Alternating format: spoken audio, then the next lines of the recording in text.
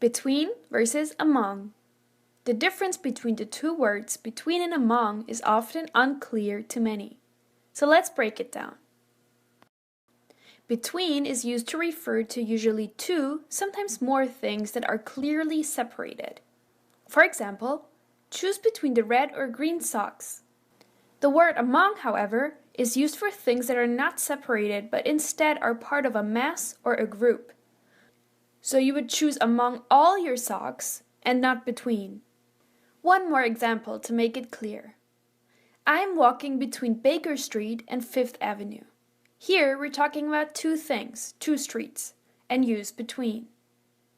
I am walking among my friends. Here we're talking about more than two people, and use among. Next time you're unsure about which word to use, simply ask yourself if you're referring to something that is clearly separated or something that is part of a mass or a group. That's it for today. See you next time.